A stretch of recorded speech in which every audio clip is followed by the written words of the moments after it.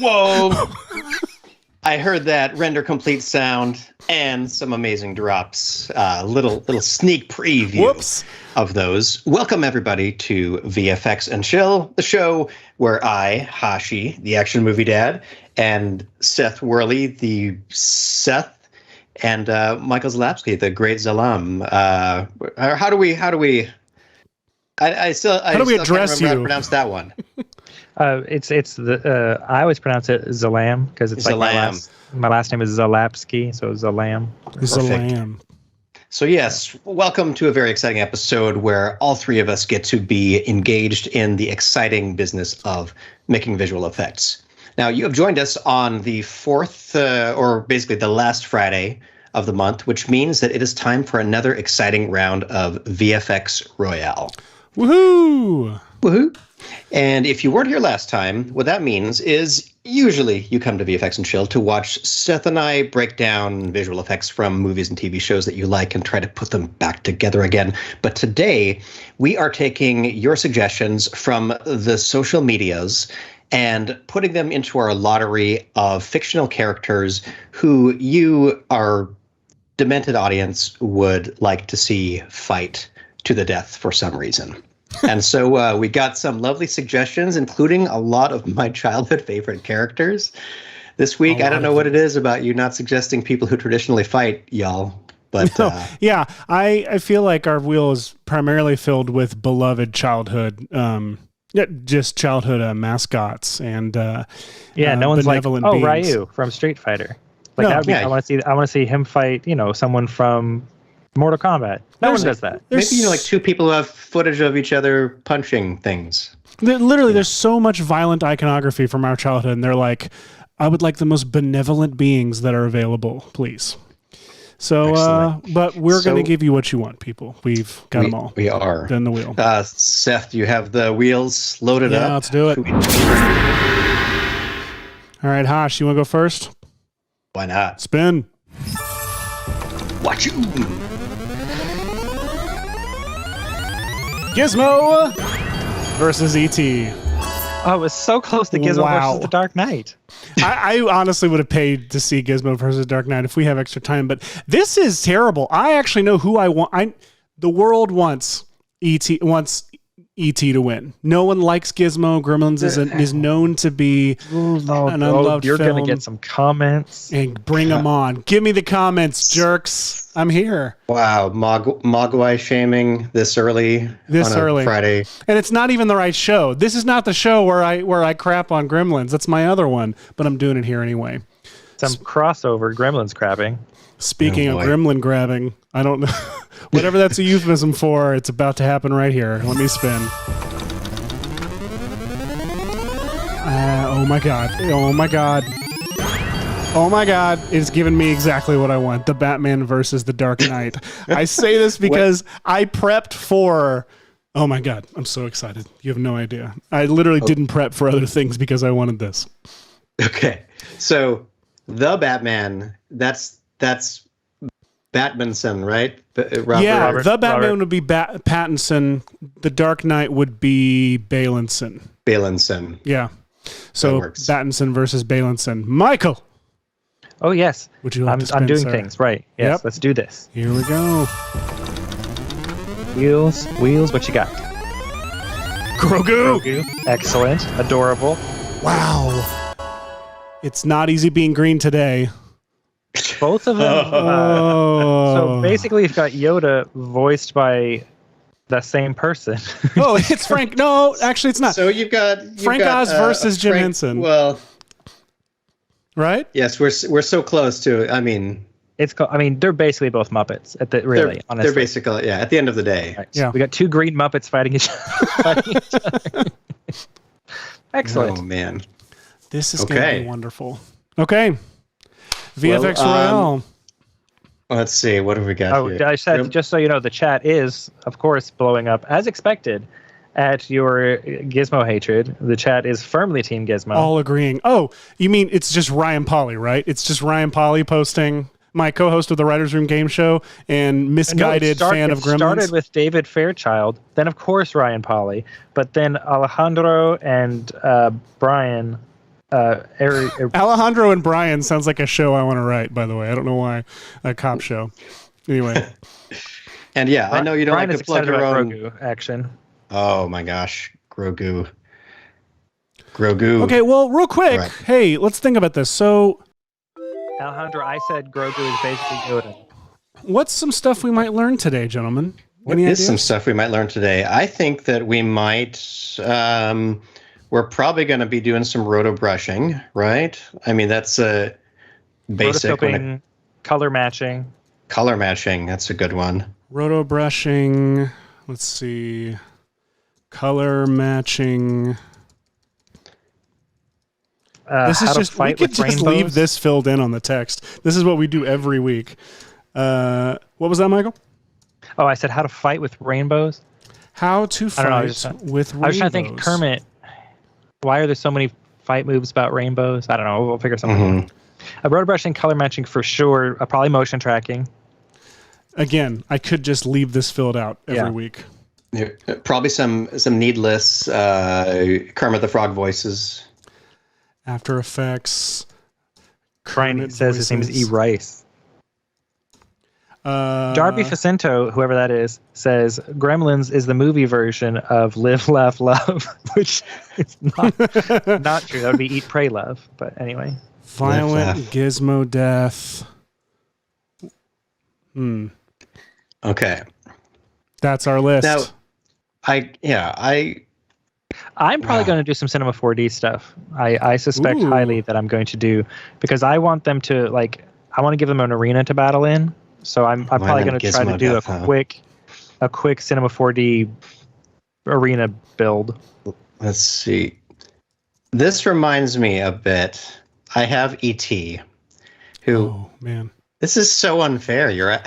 Can I go to our split? Is that all right? Yeah, sure. Okay. I did. Let's see. A while back. Let me see. I'm going to dig it up. Let's see. Is it on one of the hard drives that is on my person? Just so y'all know, I carry my hard drives on a belt with me at all times, just in case I end up somewhere and need to. And they're huge lacy drives with like the AC adapters as well, like the old giant lacy time machines that were. They are FireWire. Yeah. Oh, old school. Oh, hey, for those of you in the chat who are wondering about the T-Rex particle disintegration, we actually talked about that in last week's episode. We did. Man. So if you hop over to last week's episode after this one is done, you should be able to enjoy that piece of cinematic entertainment. And you will do that and enjoy it. I'm going to import all of our Batmen. I don't feel like I need to settle just for Battinson and Balinson. I've got Westinson or Addinson and Legoson that's falling apart. Wait, let me see. I want to deliver something to you, Seth, because I want to see if there's a way to bring this up with sound. I'm going to put it in our renders folder, but it's called Signs Cornfield. Signs Cornfield? Yeah, we have a weird... I can't explain the inside joke at all online. There'll have to be another show. But what was it? What is this one for? Jason Murphy says, "Ugh, I have so many of those Lacy drives or Lacy drives, however it's pronounced. But I do know that he capitalized it correctly with the C up and big." Well done. Well done. Okay, I'm looking at the Mel Gibson. Signs Cornfield. Okay. Signs Cornfield. Where is it? So in renders for today. Okay. Am I playing this on the show? Do we have a clip? Yeah, do we have a clips window? I'm sabotaging Seth because I got nothing over here. I actually can't find it. Where is it? Today's Royale renders. Today's Royale renders. Yeah, I'm looking right at it. Did my Dropbox close at some point? No. Where's Dropbox? How long has it not been syncing? Uh-oh. I'm so sorry, Michael. It's okay. I got some assets, and I'm already on the move. I have one really important asset. At some point we're going to have the coolest directory ever, and we should unleash it on. Just so many assets. It really is. It's like, it's a bunch of really crappy roto because it's like the quantity of assets that we're putting into this thing. We don't have time to like fine tune any of the rotos. So it's just like the world's biggest library of terribly rotoed copyright material. It'd be perfect. Definitely a monetizable deal. There's Science Cornfield. Found it. All right. So we're going to play this on the show. Yeah, this is some excitement. I actually do have an ET model that I'm going to bring in and that I previously had used for this. Do we little want bit sound? Of excitement. Yeah, let's do sound. Why not? Let's get a copyright strike going. Is video not meant to endorse any specific performers or racists? I remember this. What you're about to see may disturb you. Forgot about this.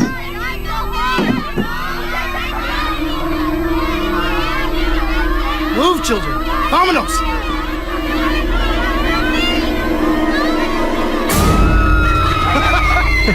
Oh, looks.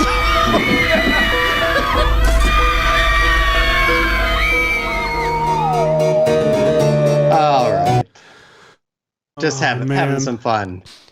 I love that he is in no hurry. It is it's jazz stroll you've ever seen. Oh my gosh. I actually love that movie and that scene in particular. And this is the better version of it, 100%.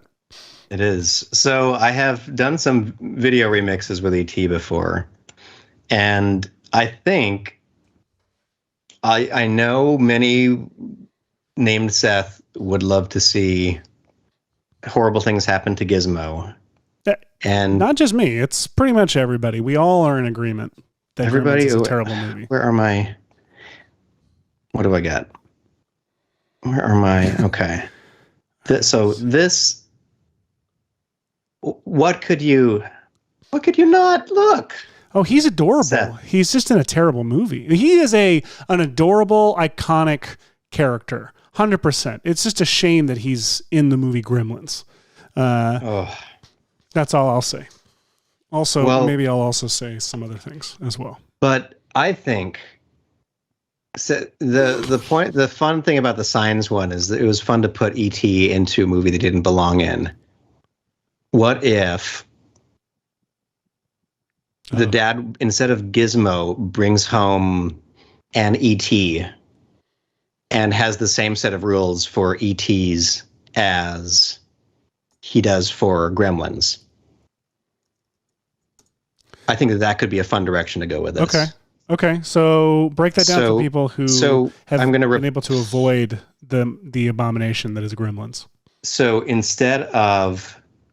there will be some Gizmo erasure, but for the sake of presenting a movie in which E.T. arrives as a Christmas present with the same 3 rules, that you're not to get him wet, feed him after midnight, or expose him to sunlight. I'm in. Excellent. I think that I'm going to do this in the form of a fake movie trailer. Real quick, I just want to invite anyone who is interested to reserve some money in their wallet for this wonderful sweatshirt from the Writers Room Game Show that proves the... No. All right, that's enough. I'm done. I can't do it when Polly's not here to defend himself. It's not fair. Okay.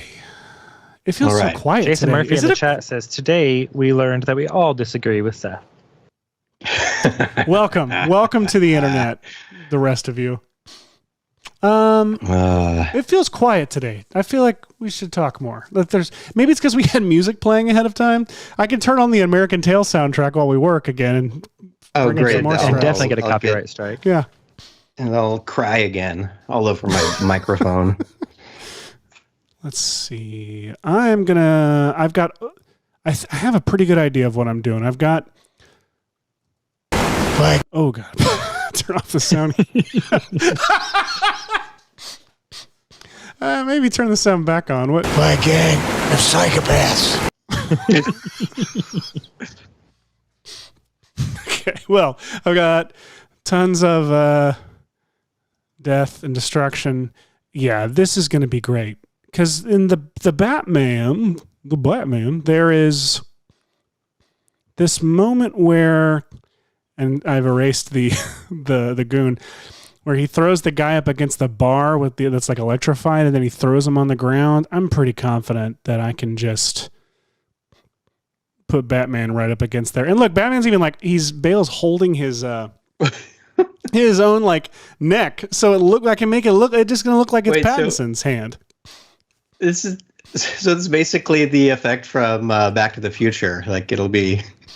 yes, 100%. A hand from somewhere else, a discombobulated hand holding a person up, and the. Well, I mean, let's just see. Like I've got the background. I'll make the comp from that, and I've got foreground. What did I do? Oh, it's the bar. That's right. So I've got the bar. I'll just drop. Wrong one. That's the over. So I did bar against. Yeah, here we go. Okay. I'm going to show a quick little trick that I like in Premiere that I didn't know about until Seth told me, which is that if you have something like this, like a long clip with a bunch of cuts and stuff, you can right click on it and you can say scene edit detection, and then click on that and say like apply a cut at each cut point. And Premiere will just go ahead automatically through it and cut that clip into clips. Yes, it will. Edit detection. Okay, so he looks like he's just being held up there. I think I'm going to have to put him against that side of the bar because it doesn't look right like this, the angle he's at. I feel like he needs to be up right here. So we're not even going to get a really good look at that hand, but animate him to come into the shot. I'm just going to start with this shot and build everything. How are you already like on you've got a shot going? All right. Well, he's talking to you. So you can see what edit detection has done. It's split this clip into all of its sub clips, which is really great. Which is perfect because I wanted to be able to grab like this this awesome jump scare moment where he opens the box.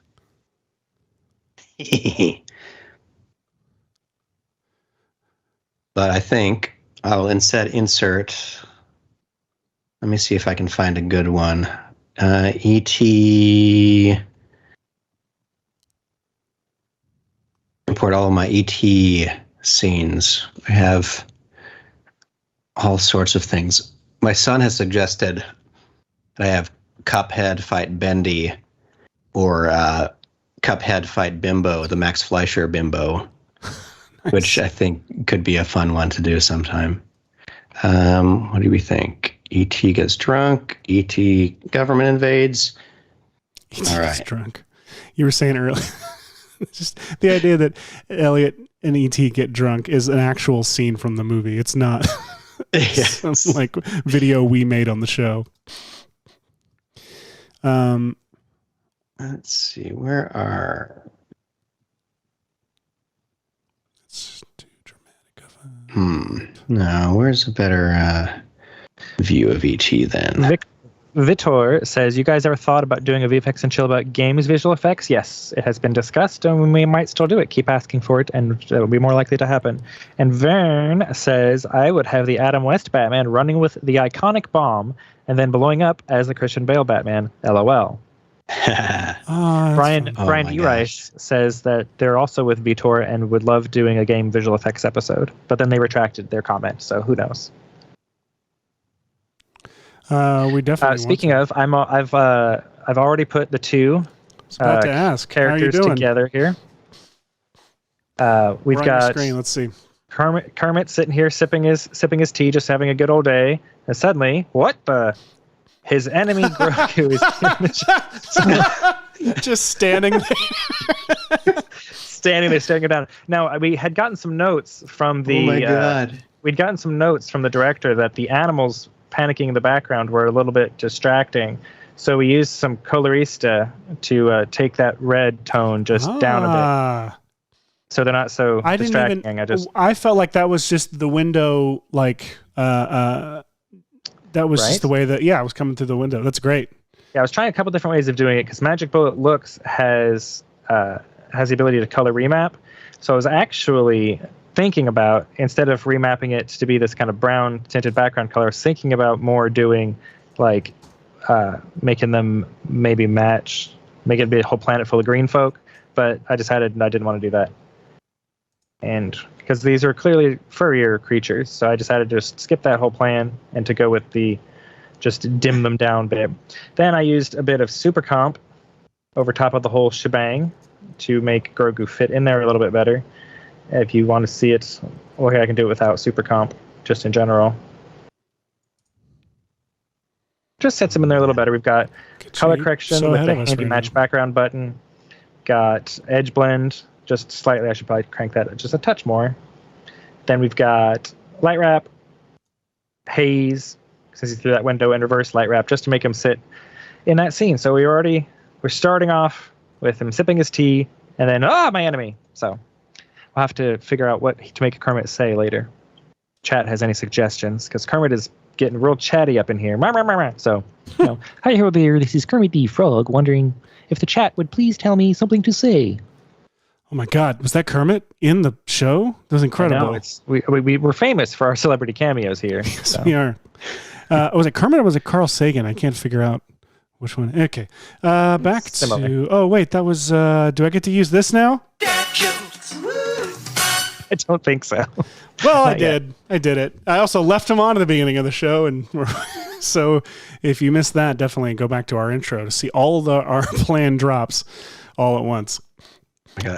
My plan to make a trailer out of this, I think, is coming together nicely because Gremlins came out in 1984, which means it was the prime time for movie trailers that were like, meet this character. This is where they live. This is what's going on. But what happens when a crazy wizard takes them on an adventure? They defeat the first obstacle, the third obstacle, and ultimately the bad guy in the end, relieving all tension from your viewing enjoyment. But there's a great little narration about that I think I'm going to underscore this with, and it's even Steven Spielberg presents. But anyone have a suggestion for what we could change the title to if instead of Mogwai it were ETs in this movie? ETs is a weird mouthful, or not a mouthful, but a ETs. Yeah. ETs. I'm not sure. Extra. This clip is fun. We've painted out Bane, and so it's just the Invisible Man beating the crap out of Batman. He's just sleeping. He's taking a little. They wanted me to make this because they got me all the coverage but I needed. Like, because I've got, where is the Batman punch down? Somewhere in here. Gosh. Oh, I thought I had Batman punching. I may have to just steal it from the trailer.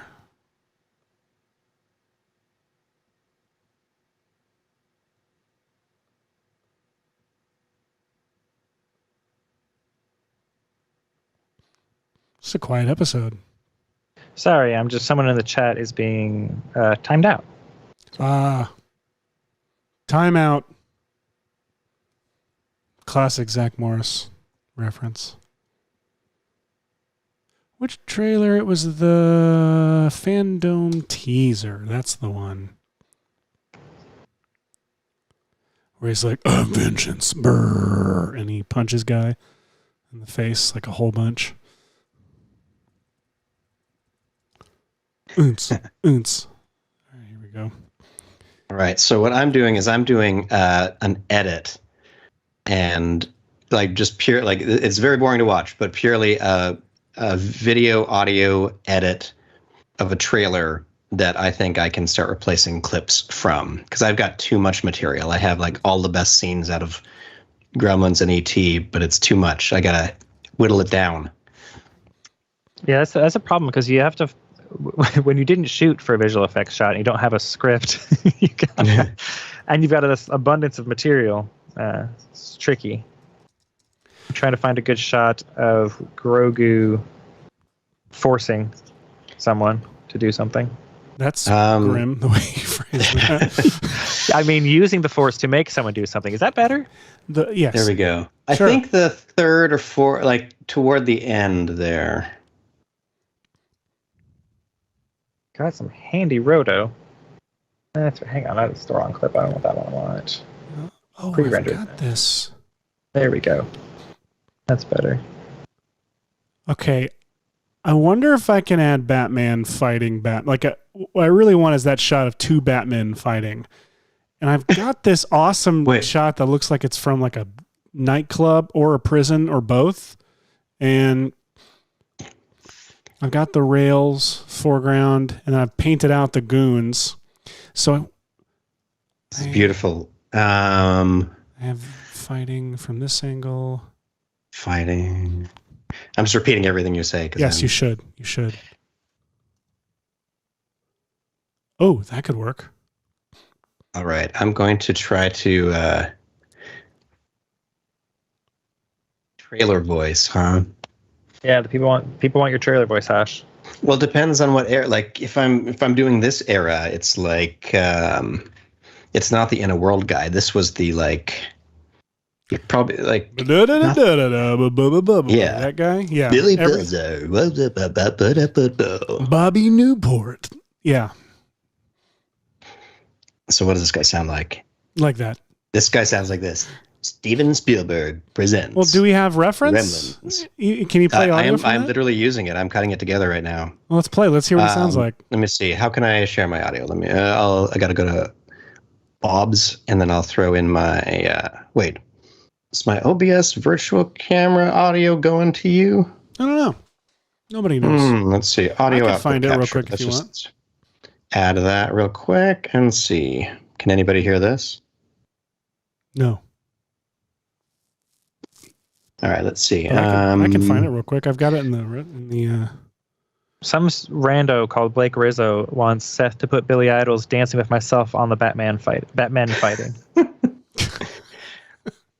Done. I'm in the corner. Who this Blake Rizzo character is? I hope we just recorded that. Oh, Billy Idols. I went to the Robin classic, which I love as well. Gremlins trailer. Here we go. Oh, I gotta enable sound. It's the one that says like official trailer 1984. Yeah, that's this one. Cool. Steven Spielberg presents Steven Gremlins. Spielberg presents. Oh, that's Steven Albie. Spielberg. That's Albie Duncan from Parks with a West Wing. It's Hal. Steven Spielberg presents Gremlins. I forget the actor's name. Hal something. Steven Spielberg presents Gremlins. It's not actually him, but it sounds like it. Elser has a nice home. Billy, is that you? Yeah, Mom, it's me. A nice job. Quality filmmaking. So Nice. good. Look at that. Look how Not doing disorganized. anything this Thursday night. Ah! Oh, no! On a date? He's a lizard person. I'd love to. And loving parents who are about to give him Hey, I got you this racist present from a racist part of town. No, don't shake it. We're gonna have to open it now. Won't wait till Christmas. the most Even though it's clearly alive. unusual Sorry. gift he ever got. What is it? It's your new pet. Come on, Barney, be a good dog. My dad gave it to me. But there are a few things to keep in mind. All right, Hashi, you got enough So reference. Feed into the So, Hashi yeah, AI. I do. Perfect. Let's get a take of it. Action. Hi. So what have we got? He's going to talk about. I just want to keep clips from this movie. I like the structure of the rules of the Gremlins. So I'm going to find the dad laying out these rules. Billy meets Gizmo. Okay, boom. Let's find that bit of the clip.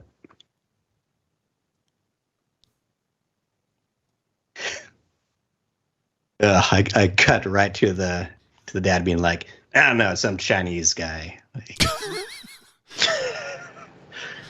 I don't know, something racist. That's the actual dialogue from the film. And he's like, "Oh yeah, there's some things I forgot to tell you." So good. This is so great. How does this look? These two Batmen fighting. Well, I'm gonna, obviously super comp the crap out of this, but the blocking's fine there, I think, right? Oh my gosh. It's so good. All right, so now let's see if I can get this. You just need a teeny bit of tinting, and you're just like barely. Oh my gosh! Good though. Those are good shots to put together. I shot them both. I am both Christopher Nolan and Matt Reeves. This has been a long con too. Yeah, just for this live stream on this fine February 25th.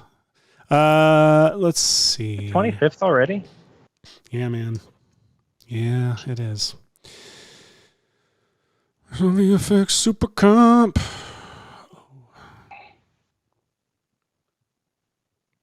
Michael, how you doing? I'm doing pretty good. I'm trying to get a shot of Grogu here doing Force stuff. He's going to push Kermit out of the diner and into the battle space, which I will be building shortly. Beautiful. He's adorable. So that's my plan. He's just going to go, Is that Roto Grogu? Kermit go, Is that Roto Grogu or 3D Grogu? This is Roto Grogu. Roto Grogu. Looks great. Roto Grogu. Grogu. Yeah. Hashi did the Roto for me. Thank you very much, Hashi. Yes, Michael has, I'm not going to say a real job while we're being recorded. And so we often try to feed Michael something delicious at the end of a VFX and VFX Royale week. Yeah, so Hashi nicely starts me off with a bunch of assets in the folder for all of us to play with. Hashi and Seth both pull them together, and I do not do that. So I'm just giving the props. I did not roto this. This is a Hashi. This is a Hashi pre-rotoed thing. So thank you. You can never have too many pre-rotoed Grogus. Red Plaid Films has joined Red Giant in the chat for making this a red party. So hello, Red Plaid Films. Red Plaid.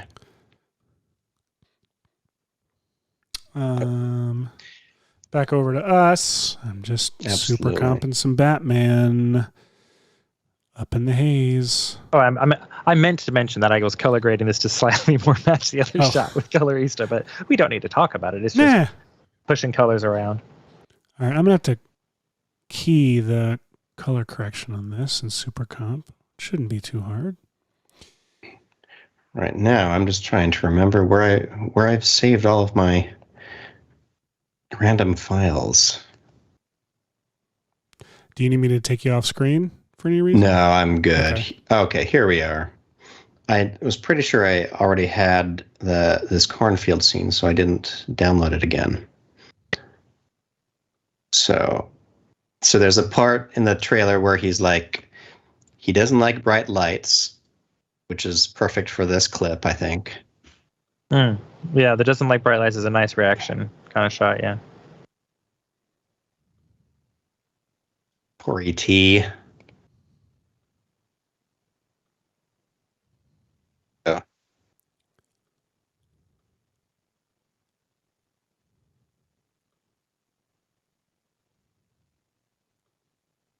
Oh, this is fun.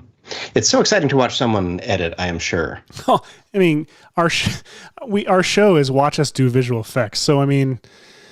Yeah, one of the... People should be fairly used to that at this point. Yeah. That's true. Yeah. There we go. People in the chat, feel free to jump in with questions, suggestions. People in the chat. All right. So, Michael, you've been using some Colorista today already, right? Colorista. Colorista has been pretty good to me overall. That is wonderful. Just in life. Big fan of Colorista. You can do a lot with it. It's why it's one of the industry standard go-to things now. Industry standard go-to things. It's true. Well, it just gives you the ton of power that's not native in NLEs. Well, a lot of NLEs, I should say, with Resolve being a notable exception. Who edited E.T.? It wasn't like Marshall Lucas at that time, was it? No, it wasn't. Kaplan, right? I think Kaplan was already editing for him. Gosh, it's so good. This scene where Elliot is startled by him is so. There are so many cuts right here, and like they're all just so great. Ugh, that scene just terrified me as a kid. It's so good. It's scary. Oh my God! You just cut to the guy from Gremlins, and it made it scarier. Like, why are you here?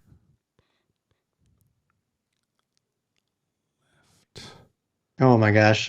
I need to go look up. So I'm going to just say this out loud. You don't need my audio, but so the dad's dialogue goes as such. I'm going to try the teleprompter thing. I'm going to play it. I'm going to try to say it just like a second later. All right, let's see. There's some things I forgot to tell you guys, and they're really important. Number one, he hates bright lights. We know that. But you got to keep him out of the sunlight. Sunlight will kill him. Number two, keep him away from water. Don't give him any water to drink. And whatever you do, don't give him a bath. Probably the most important thing. Don't touch him. Ever his bathing suit. Eat him after midnight. And what I love is that if you are a fan of E.T.'s deleted scenes from the... yeah! You've got... Oh, man. You've got everything you need. Let me see. E.T. Where are they? All deleted scenes. The bathtub. You will know that whatever you do, don't give him a bath. Idiot. Look at that. So we have the... Oh, wait, I forgot about this shot. So don't let him near water. And he should sit in the background. And it's in the red light. And oh my gosh, that's so good. Oh, okay. I was thinking about using Billy Piltzer as the main character in this, but I don't know if I can cut around it so it's just Elliot. I think that's going to be a lot more work than just letting it be Henry Thomas. Plus, Elliot's the better character of the two. Better. Really. Yeah, like better for story arc, better for naming children after, better for what have you. Absolutely true. Oh, and does everybody know this scene that is on the screen right now? Shout out in the chat if you know whose hands these are. Jeff Goldblum. Just kidding. We all know that. IMDb says E.T. was edited by Carol Littleton. Oh, sorry, my bad. Everyone knows that right there is Little Richard playing the principal. I'm sorry, it's Michael Dorn. No, it's Brent Spiner. I'm just naming actors. I actually know who it is. I'm being a dummy. It's Harrison Ford. That's why he's pointing. Actually, does the hand point? Does he ever point? He gestures to the window. Let me see. Oh, yeah, there it was. But like in an accusatory way toward the window, like. Let me see. Oh, he pointed. He pointed. You need that point. You switched the samples. The window. He does point.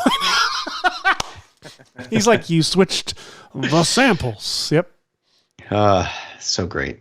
So great. I feel like I'm ruining this over here. I'm going to just start fresh. All right. I've got to find... where's E.T. looking all... Ooh, wait, you got to keep him out of the sunlight. Let me find that. Okay. Where's the scene here where they... Oh, yeah, this is perfect for it. Got to keep him out of the sunlight.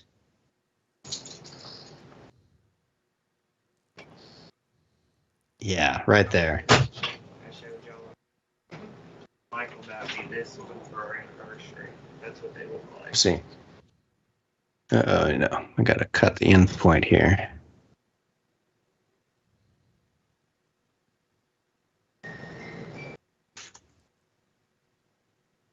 This is too easy. Oh, that's a really small clip.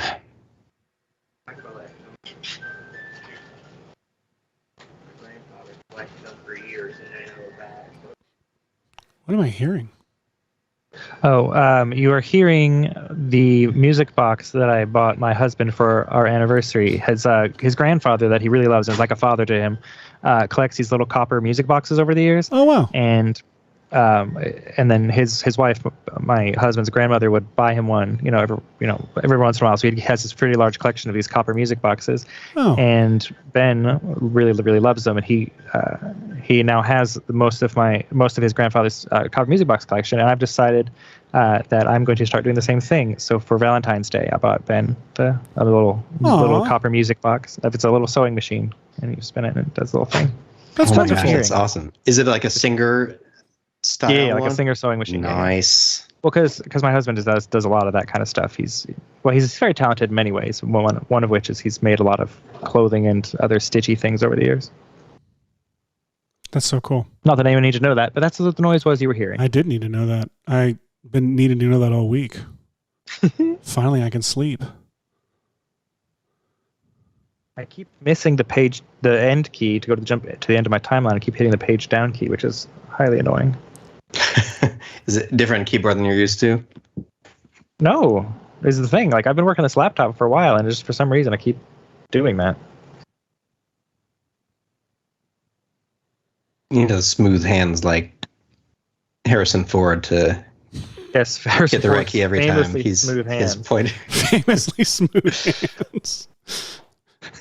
Because if anyone knows anything about Harrison Ford, it's that his hands are smooth. Yeah, hand solo. That's why someone who does have very smooth hands, Sylvester Stallone. Oh, sorry, Jesse. Currently, sorry, Jesse Raphael. Jesse Rogers is asking, can we mention the Red Giant tools we're using? Yes. Super Comp and Colorista for me currently, and I will be using Particular here shortly. And I suspect I haven't quite decided how I'm going to make Kermit blast away through this cafe into Fight Zone, but I think I'm just going to do an abstract particle like warp thing, just inventing a force push skill that George Lucas has not thought of. So I'm probably going to be using Particular to make a little warp thing as they shoot into the thing, and then I'll be using Maxon's Cinema 4D to build up a little battle zone for them to start fighting in. So that's the Red Giant tools that I'm using. What about you all? I'm using the Super Comp. I use the Super Comp to make the pizza, and that's me. I'm pretty sure that I will use some Super Comp in here. I've just got to get to that stage. But right now, it's mostly just me cutting clips of ET to the dialogue about what Gremlins hate. I hope you don't end up just dialogue about what Gremlins hate. We do get distracted occasionally from our jobs. I don't ever get distracted. I'm constantly focused on what I'm supposed to be doing. Oh my gosh. Look at this poor alien. Boo. I thought I had this. All right, what are you working on, Seth? I have completely tuned you out. Well, now I've got the luminance like going all over the place on this. Can I keyframe the mids? Oh, there it is. Okay. Sorry, guys. They're like Easter eggs. I'm trying to like color match each of these. Like, there's just a ton of lighting changes in this sequence here because it's got these flashing club lights. And so I'm trying to... wow, that doesn't match at all what I'm doing here. I need to start over on that.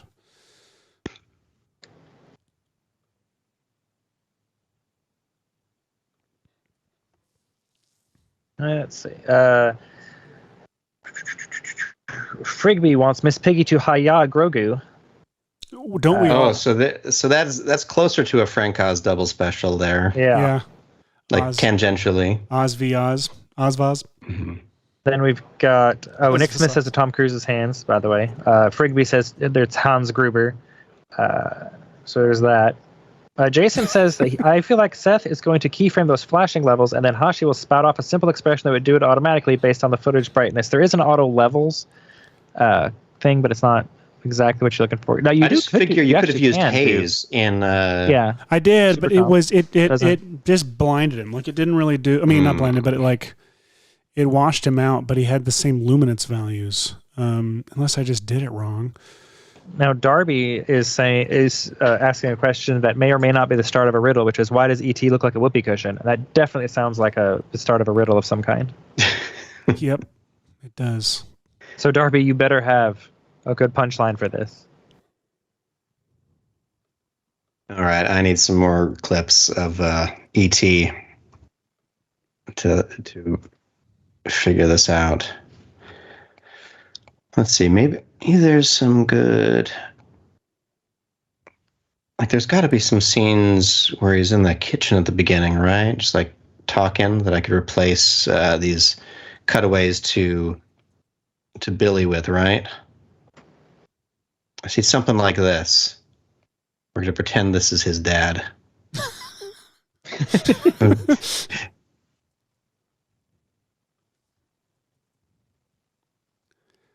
Oh, if I do this... So that'll kill him.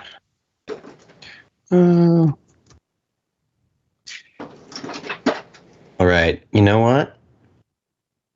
Since obviously one of the places that I want to go with this trailer is the aftermath, I am going to jump ahead. The editing is a little boring to watch, but I think that if an ET were allowed to eat after midnight, that it would go into a cocoon, right? And then turn into something worse than an ET, right? Yeah. So I am going to find my model. I mean, what could be worse than an ET? Oh, just you wait. We're going to grab ET, and we are going to use some Cinema 4D to turn him into a Gremlin ET. Someone figure out a better title for this business. GT. Gremlin Theft Auto. Gremlin Theft Auto. Okay, so let's see. What have we got in terms of geometry here? I'm going to see. He's one nice object like that. So let's go to point mode. All right, one of the first things I think he will need is a set of teeth, right? Like a standard like gremlin set of teeth. So maybe let me... If you're out there, Sketchfab, update your Sketchfab importer for cinema. Okay. And then I think they have a 25 update out. Oh, have they now? I think so. Hashi. I recall them updating it a while back. Hashi and Seth. Someone is asking what kind of GPUs you're using, not caring what kind of GPUs I'm using. Yeah, screw you, Michael. With my NVIDIA GeForce RTX 2070 Super in my HP ZBook. Who cares about that?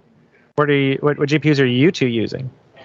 What have I got? I am using a good old, what is it? I've forgotten now. I don't know. I've fallen off the hardware. Wait. All right, I'm gonna pull it up. What do we got here? We've got the. Here are the specs, hardware components. I am using right here on screen the GeForce RTX 2080 Ti.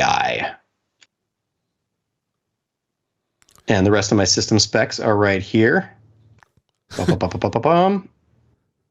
it's too late now, Brian. It's too late now to apologize. I'm already hurt. I'm on an Apple M1 Max. So that's me. An apple, like the fruit. Like the fruit. Good thing to name a computer company after, because everyone knows how fast fruit are at processing graphic images. Time flies like... Wait, what's the term? What's the Groucho Marx term? Time flies like an arrow, fruit flies like a banana. Thank you very much. You're welcome. I am on Unsplash at the moment, getting a picture of a cafe to blow Kermit through. So, nice. To do what to Kermit? Gonna blow him through it, like, because he's at the window, so I need like the inside of the cafe for him to like blow across. Got it. Nice. Got it. Okay. All right. I've got a little soft selection going over here. Just drew it across a couple of these polys right here so I can open up this mouth a little bit. Oh, they're not connected. Oh, I'll have to figure that out. So maybe I'll grab these points as well and see if I can raise. No, it's weird. It's weird. He's not seamed. So let me see if I can throw this ET object into a connector object, maybe? Will that help? I'm going to lose his... then I weld. Okay. Is the welding making any horrible texturing issues? Just looks like it's fine. All right. I think it's okay. Y'all think it's okay, right? Yeah. Right, let's weld it, and then we'll press C to make it a solid object again. It probably doesn't have its skin anymore. Yeah. So I'll have to re-rig it. Okay, there we go. Now I'm getting somewhere with an opened mouth. All right. A good way to live life. Yeah, always want to get somewhere with an open mouth. Yes.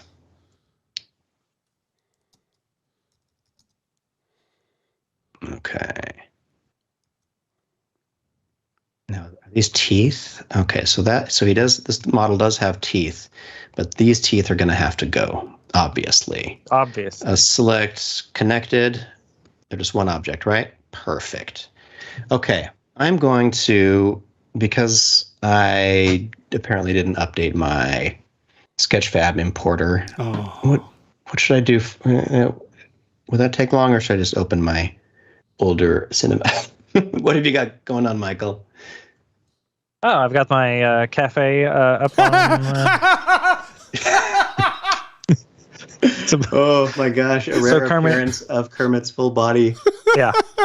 Yeah, so this Kermit is going to be not tap dancing as he is here. He's going to be up, like, he's going to be doing this. He's going to be... Yeah. He's getting... backwards. It's one of the funniest things I've ever seen. I love it so much. Oh my gosh. This is gonna be great. She's gonna be getting blown backwards with some, and it's going to like twist, warp, and into like random wormhole looking stuff as he gets blasted to the battle zone, which is definitely part of Star Wars lore and not something I'm making up for my own convenience. It's amazing. Okay, why is this? Everything looks so. Oh my gosh. Red Plaid Films says they sold all their Macs because they got tired of slow AE projects, and After Effects is currently in beta on M1. So if you have a Mac with a chip and want to see if AE is tons faster, try the public beta of After Effects. It installs alongside your current version. Actually, everyone, if you use After Effects at all, you should really install the public beta. It installs alongside the shipping one. There's no issues as far as it affecting the other. So you can use a public beta for all the nice new features, like the new properties panel. If you use shape layers at all, you're going to want the new properties panel. You can use all of it. And then if something, for whatever reason, is wrong on the, like, buggy on the beta, which is rare, but if it is, on the beta, you can always open it back up in the shipping version, and you're good to go. Like, the project files are compatible, and so go ahead, get the public beta of After Effects, and go crazy. Go crazy. Just adding some standard Gremlins lighting, which is like a slight underlighting of red, slight blue rim, and that way I'll be able to see how this ET is getting transformed. That's that for now. Oh yeah, switch over here. Oh. Oh my God, that ET. Welcome, everybody. All right, so I'm selecting my mesh here, and I'm going to go to my mesh brushes, and I'm going to go to grab. It's just one of the handier ones. And so what we're coming up with, obviously, is a gremlinified ET. So I'll go to the straightforward view, and I kind of don't mind if it looks terrifying. It's got to be what would happen to ET if he eats after midnight. Jason Murphy says the snail thing that shows what's adding to the render time is great. That is now in the shipping version, but yes, it is great. And the snail's name is Oscar, just so you know. Officially, the snail's name is Oscar, as in Oscar Go, because escargot, because it shows you what's slowing things down, what's speeding things up. Yes, the little render time column is hugely handy when you're trying to troubleshoot comps or find out why they're slow or how to make them faster. Very cool.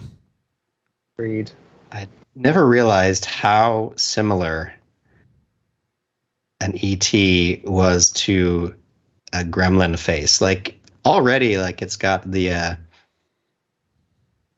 I probably should have turned on some symmetry before I started doing all of my warping, but maybe this will give it that asymmetrical, artistic edge. Okay, ET. Make the nose a little bit more pinchy. How are we liking this guy? Missing teeth. Not at all. I do not like that. That is Five Nights at ET's. Yes, I definitely want to get myself into some making some shots where I replace the gremlins with this ET. I think I might be a little bit more excited to do that than to do the editing of the trailer. But I'll drop the edited trailer on our social and everything like that afterward. But yeah, the editing part's going to be boring. How are we on time right now? Let's get it. 1 o'clock. An hour in. I shouldn't be all right. So I'm going to do some more of this crazy stuff because this will be fun to watch. I'm going to go back to my grab brush and back up a little bit. Where are you? So while you're doing your modeling and Seth is doing his Sething, do you all have a beverage you love having while VFXing? Asks Jesse Rogers. It depends on what time of day it is for me, and if I'm working on a Maxon stuff. If I'm working for Maxon projects, water. If I'm working on freelance projects, and any of the producers of those projects listening, water.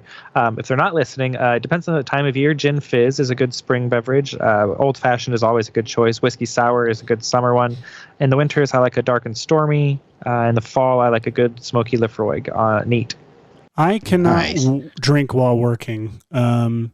But it's not like I drink 10 of them, like just one for nice, excitement on the tongue. It's not like I'm like getting plastered. I'm a big fan of excitement on the tongue. Title of this show. Excitement on the tongue, mouth stuff. If we're talking cocktails,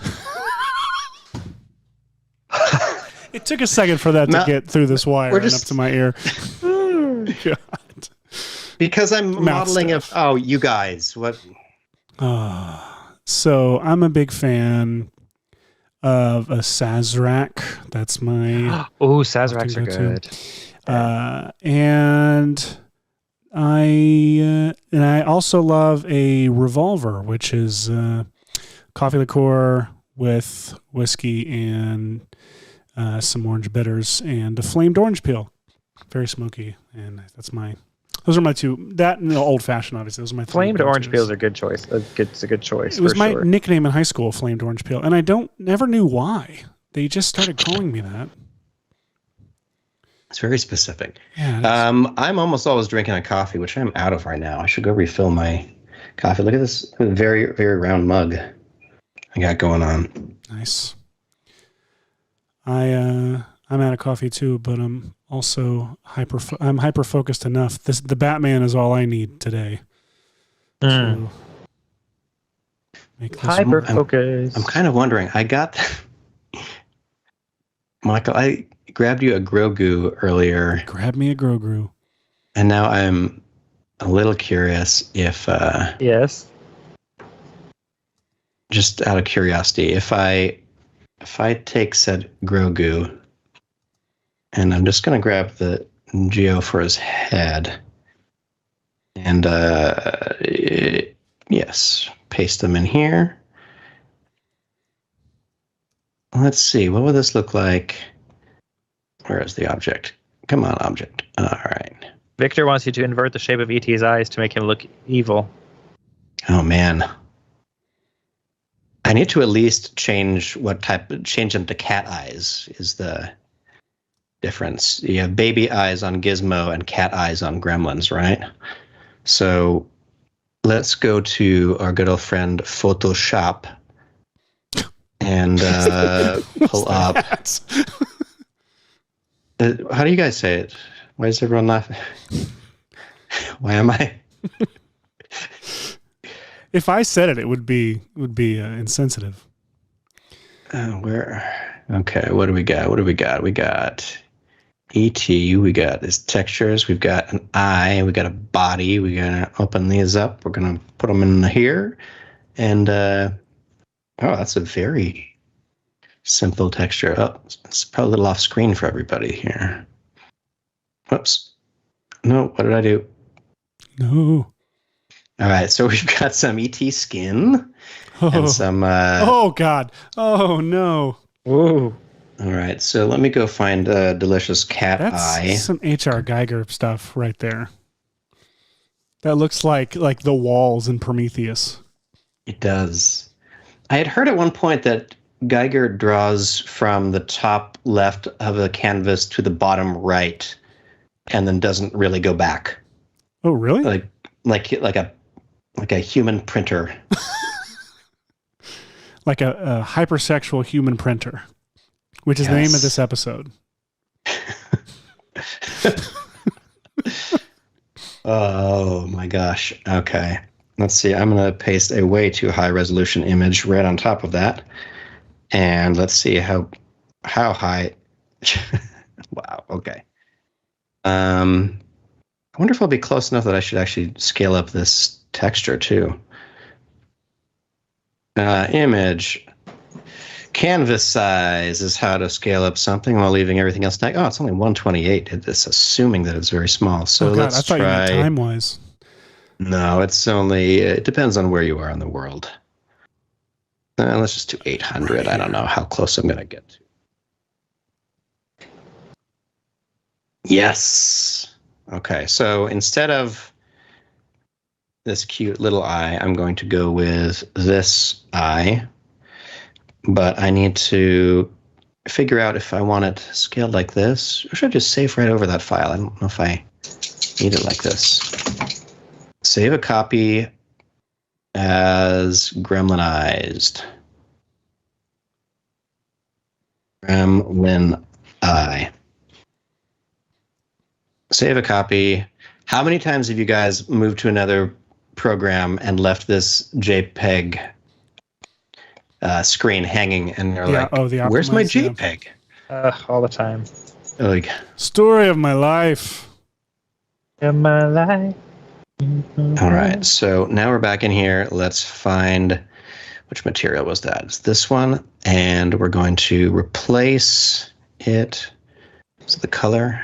All right, let's replace the color with the gremlin eye. And let's replace the... Which one is this? That's the skin. That's the body. That's... Oh, it's still using the alpha or luma of something else, right? Basic. I don't need you to use...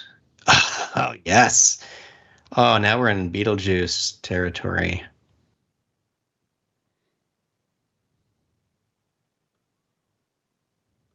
All right, that is too tall of a cat eye.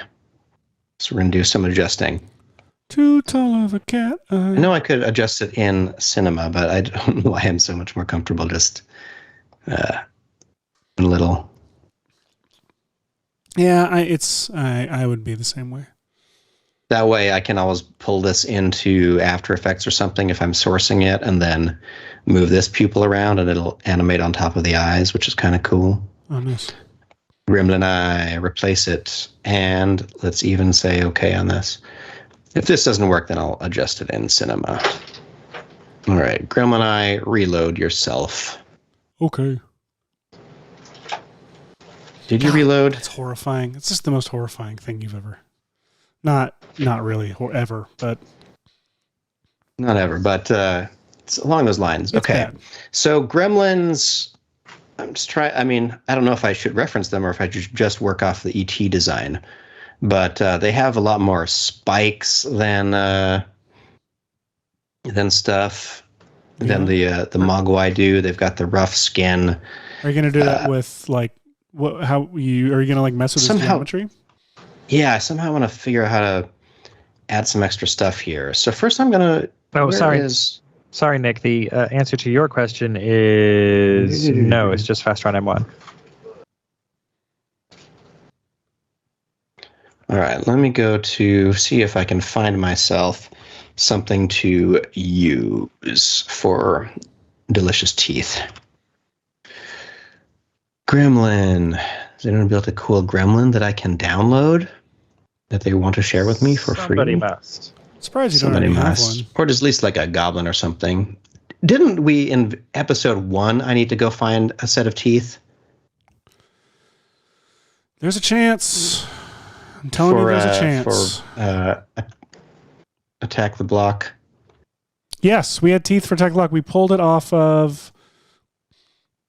Well... It doesn't matter now because I am going to pull it from, let's see, let me find it right here and pull it all over. I'm going to grab Idmentals. He calls this a gremlin, which is great because it's got the gremlin-y stuff that I need. So here we go. Check this thing out. The gremlin-y stuff that I need. Oh, it's terrifying. Nice. It's a beautiful gremlin, and I just want the teeth. I just want the mouth stuff. Mouth stuff for me only. Why does what? Mouth stuff for me only. I'm gonna give up on the shot for now. I've got it to a place I think it'll work in the cut.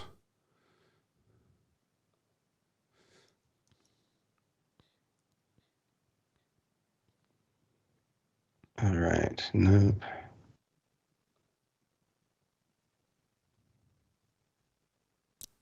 Dope. Okay. Import, or not import. I want to merge with. Oh, where did I put it? Oh no. Oh, it's the double zip, the classic Sketchfab double zip. Oh, yeah, I gotta have him grab him. Okay. So let's do this. Import this thing. Who knows what the scale is? Let's see. Oh, it's a huge scale. I should have. All right. So this is. Oh, so it's one object, huh? Okay. Well, let's find the base color for said object and load that in here. Another reason why I should have updated my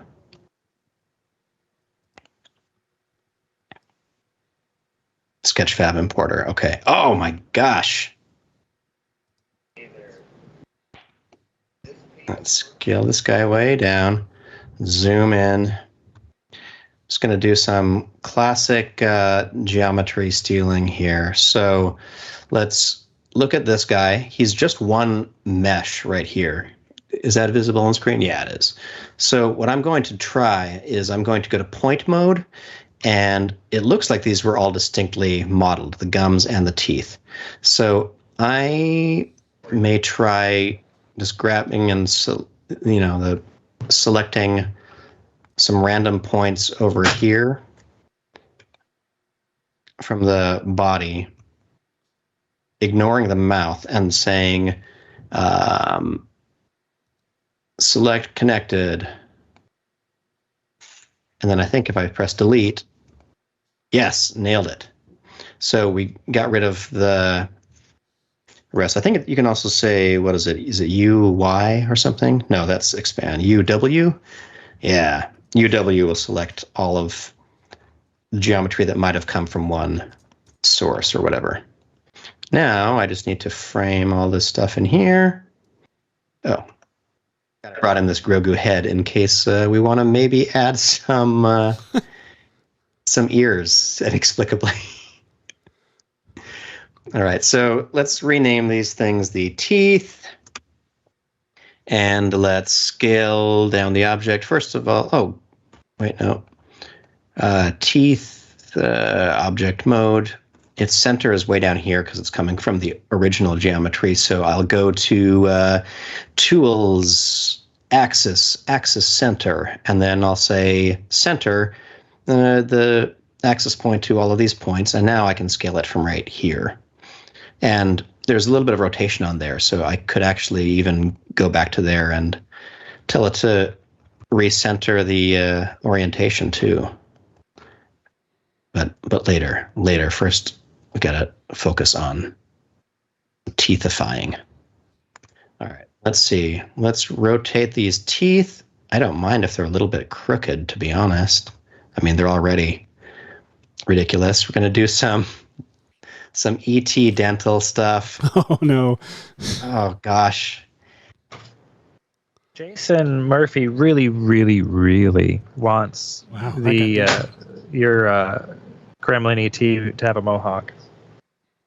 A mohawk? Okay, so he's going to be like, I want to say Spike, but it's Stripe, right? Is the bad guy. Seth, you're a big Gremlins guy. Yeah, big Gremlins guy. Huge fan of Gremlins, Seth. Ryan Polly, name check our the bad guys from. Actually, is it from 2 or 1? Because Polly, I believe, doesn't have an extensive knowledge of 2. What? Yeah, I believe. Polly, I'm overriding your plans for the evening. Push aside in-laws, spouses, babies, and let them know that the new plan is Gremlins 2. Bring them all along, in fact, too. It's a perfect sequel. Okay, here's Godfather 2, Step Aside.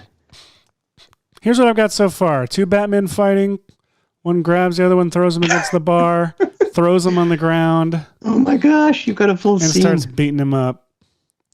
Oh. Okay. So clearly, so good. By accident, I have established a bias toward Battinson. I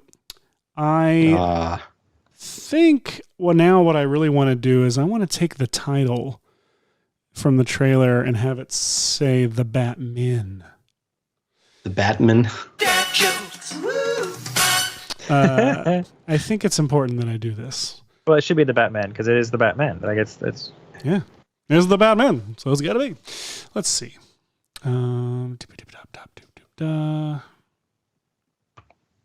I think essential viewing alongside Gremlins 2 is the Key and Peele Gremlins 2 pitch meeting. It's absolutely fantastic. I've talked, because Gremlins is in this, is why I've talked about my podcast a lot on this episode, but Polly and I regularly send each other the gif of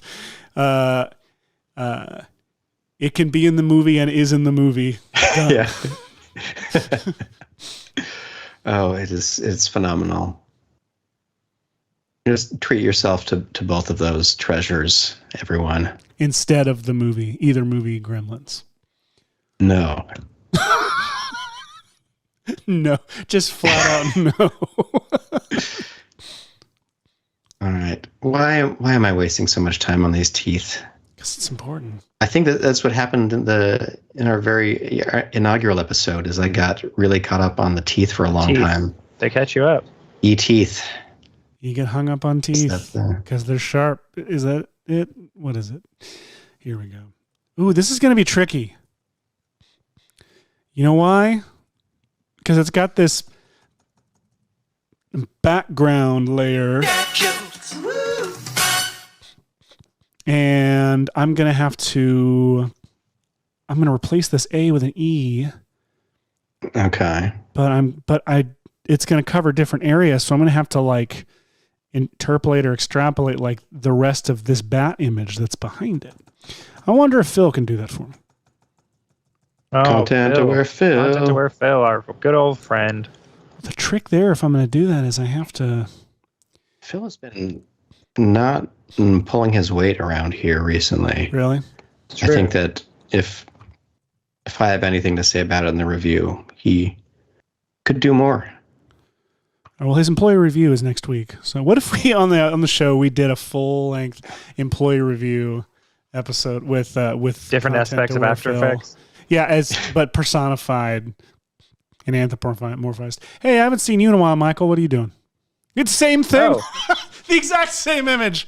Makes me happy. Hang on. It's not the exact same. No, this is enough for me. Where is he being sent? And it's about to look better because this is about to get some optical glow action going on here. So hang on, just hold tight. Where is Grogu sending him? Well, yeah, he's force pushing him, force warping him, which is a thing that definitely happens to the battle zone. You know, they call it new Star Wars. We can add a new. They call it forping.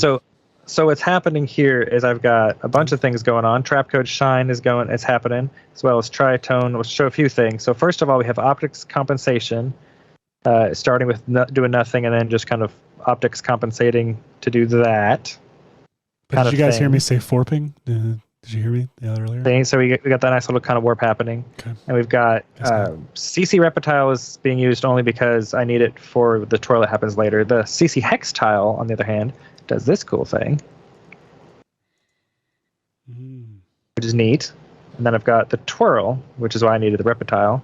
So the twirl does this. And then Trap Code Shine does that lovely... Instead of using it as a shine, I'm using it more as a fast rendering radial blur because it's way faster than the built-in radial blur goes. As you can see, it renders quite quickly. Genius. And then tritone comes on to colorize it over time. So these are all my keyframes right here, as you can see, doing their keyframey thing. And of course, I've got Kermit animating it as well. And so now what I'm going to do is I'm going to put these into Super Calm Red Giant VFX. Make sure I'm not clicking on anything that's got beta stuff in it. I've never done that on the show. Perils. Okay. Let's go further ahead towards bluer so I can see how the optical glow is going to like really look. And I want to put an optical glow on that. We're going to make the size significantly larger, as always do. So yeah, so Kermit's going to get lost in that warp. So I'm going to say, hey, I'd like to keyframe that property because I don't want it to start glowing. And I don't necessarily want to glow maybe that much. Maybe just, like that. Don't want to lose our talent's face too much. I think that's good, actually. I'll put, back to the beginning of our timeline here. Press the home key. Need to make the glow happen less while we're at it. So super comp. Glow size is 0.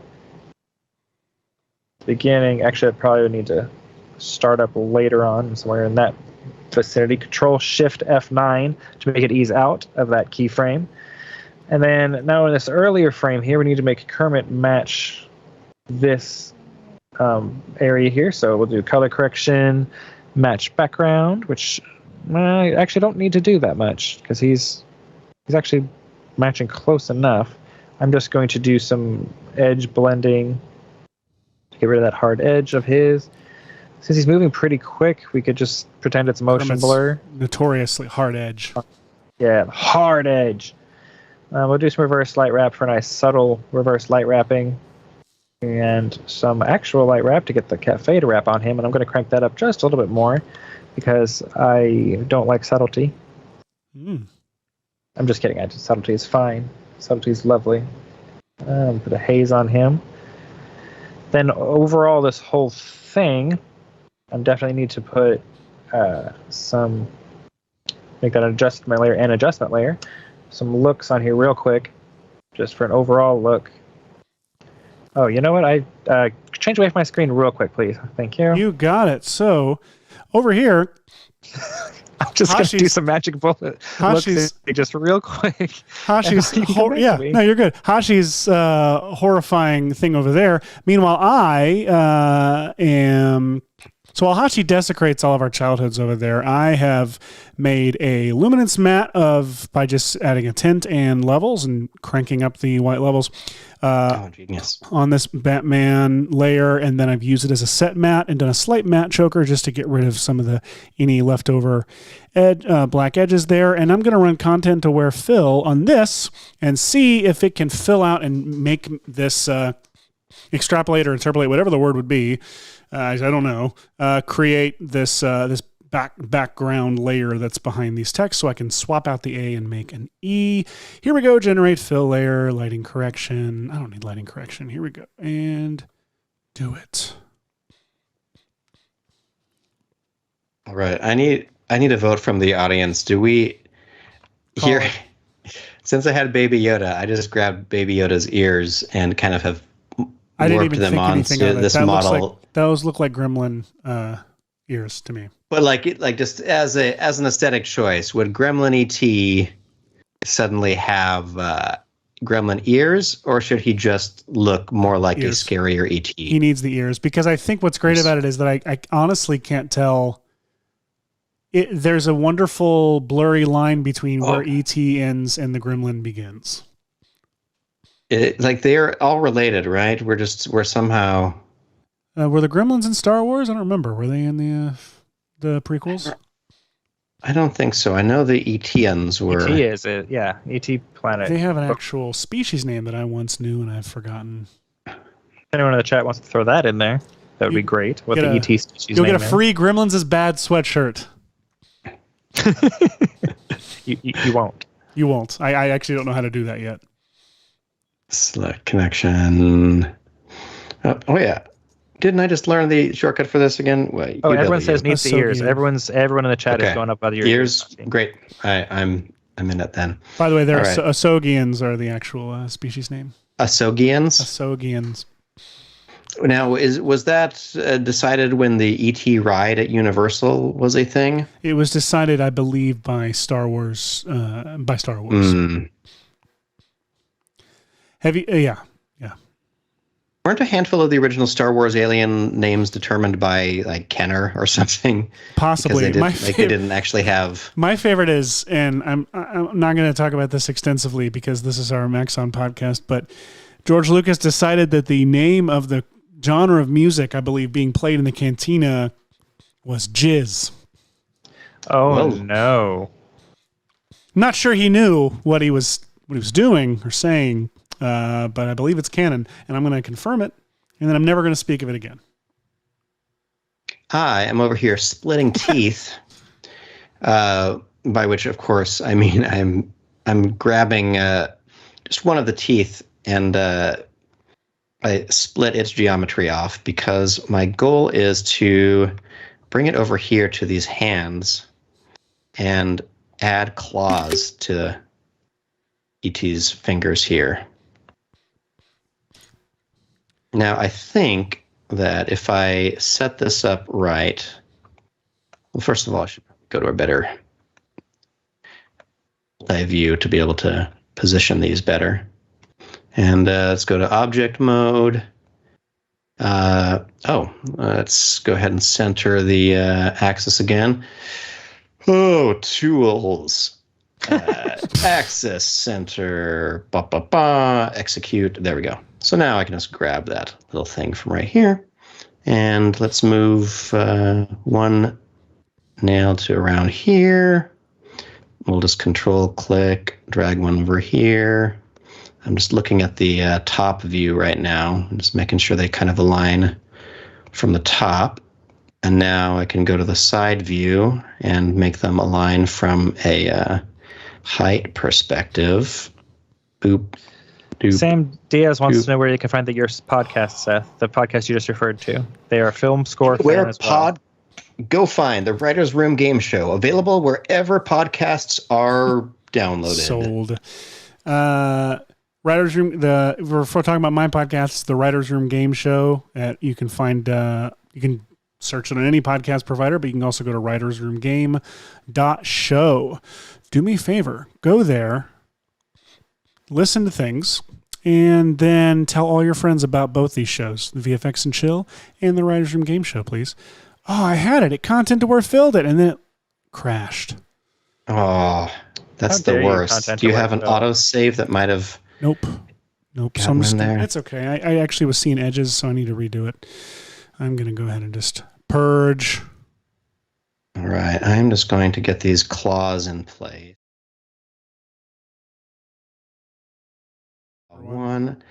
These hands are going to look just like every alien dragon hand from that era, like a dark overlord of the universe kind of nails. We did have some suggestions for Howard the Duck, another one of my favorites. I'll go to the mat for that film. I also believe we had confirmation on the genre of music I mentioned earlier in the chat, if you want to check that out. Also, you boys in the Slack, check out the entry that I found that was not readable on air.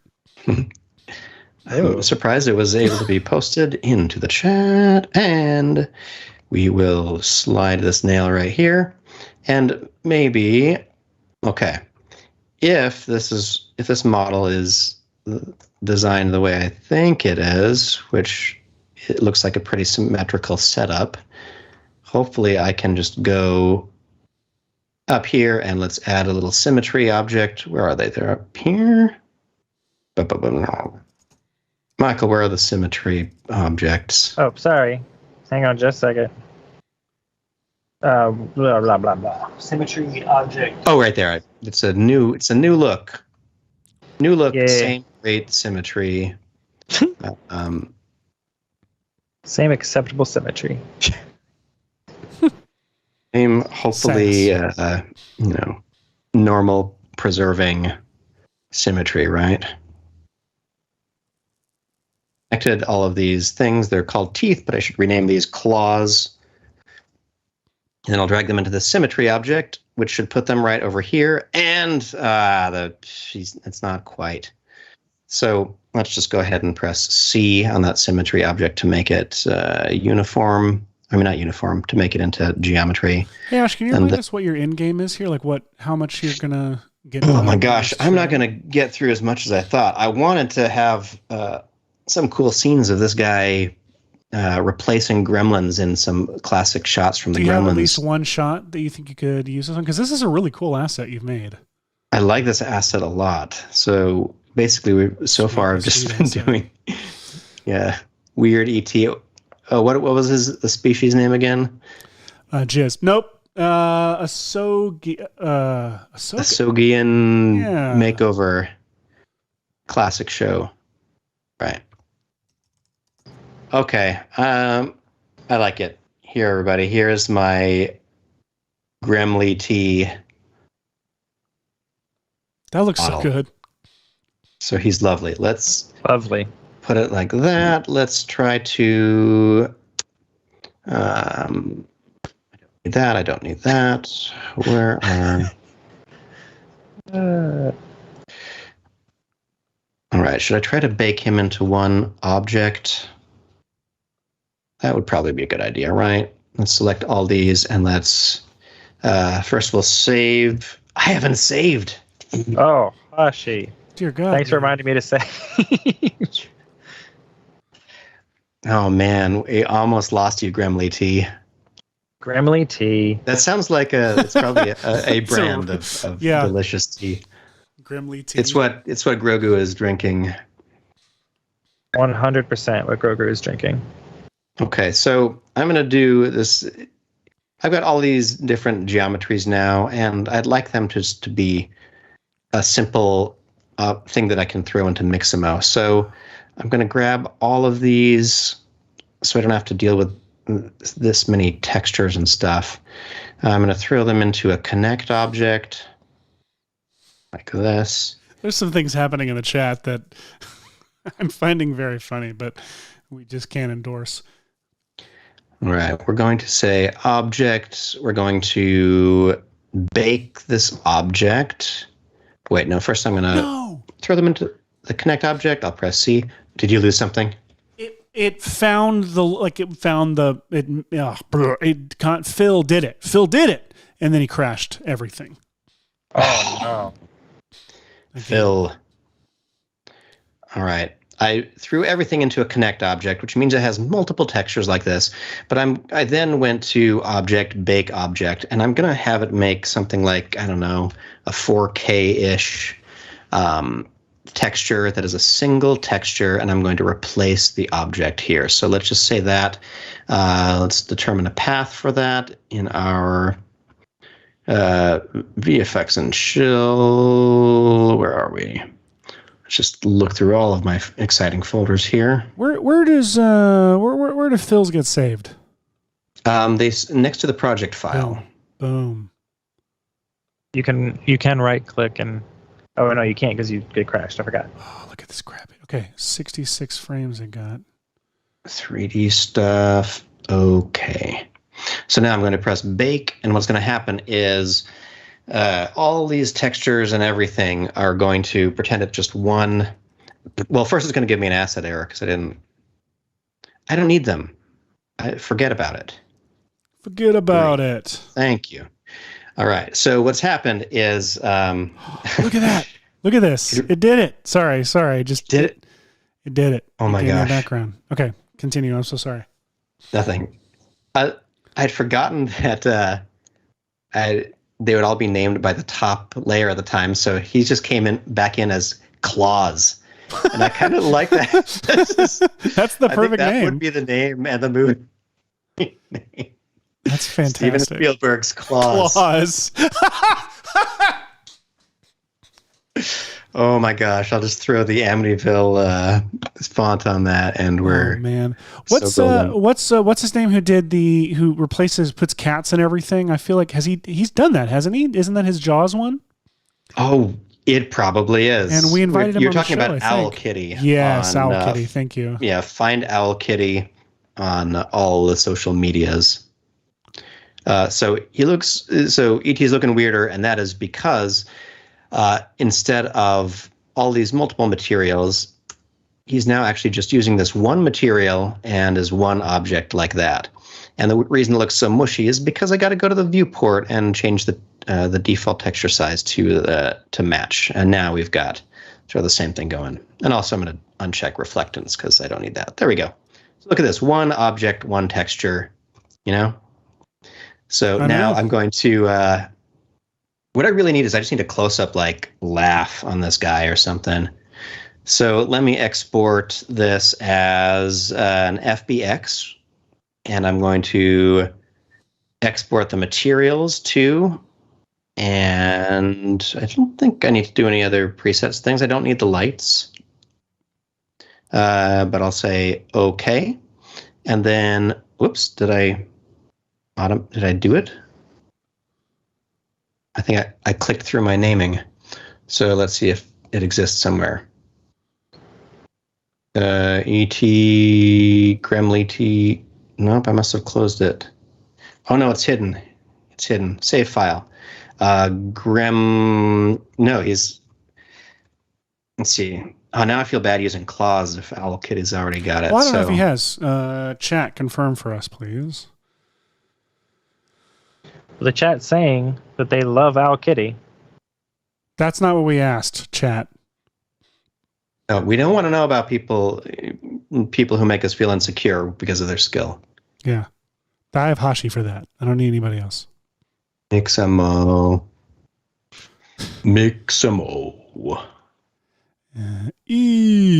Batman. Batman. Dun dun dun dun dun dun dun dun. Batman. Dun dun dun. You know what? It needs that music. Which, by the way, that track, like, as kids, we all loved it because it was memorable and snappy. But that track freaking slaps. That's like absolutely. I will drive around in my car listening to that Batman theme. It's friggin' great. Do. Wait a second. He doesn't look the same. What happened to you? All right. Who hurt you? Let's do this. Okay. 3D stuff. Where are you? I thought I finished saving it. Maybe I didn't finish the dialogue. Steven says it's called Claus. It's called Claus. Of course. Santa Claus. All right. Okay, E.T. Gremlins. Okay, let's upload Claus and let's see if Mixamo can auto rig this because I lost the rig earlier, even though this is a rigged character to begin with. Wouldn't have mattered. It was a different joint hierarchy. Gosh, I don't know what my end product is going to be today. Oh my gosh. I love him. I love this guy. Look at this. This is absurd. Okay. It's going to be so great. Elbows there, knees. See, this is where it gets weird. So I guess his knees are here. Mixamo does not like a long torso. It's going to break him right there. Mixamo is built for like human shapes, not this. Not this. Not like this. Not like this.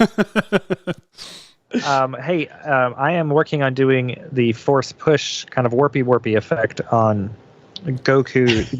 Goku. The force push. Yeah, on Grogu's shot, not Goku's shot. There is a whole tutorial on doing a force push from Red Giant, which they have just put in the chat. Thank you for that, Red Giant. Way to go, Red Giant. Yeah, way to go, Red Giant.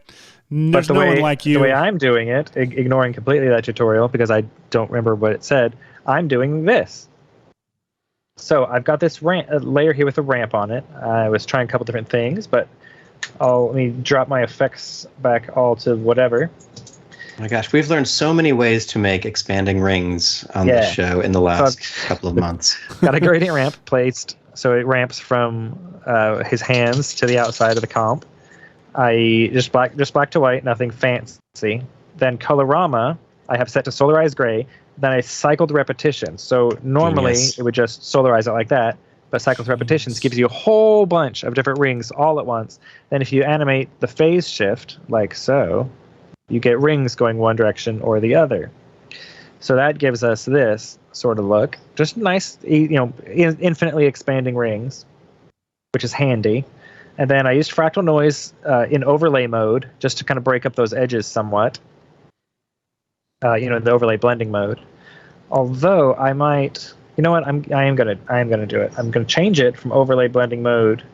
Here, I'm gonna put that back up to 100% opacity. No, I'm gonna put it back to normal blend mode and then just put it down.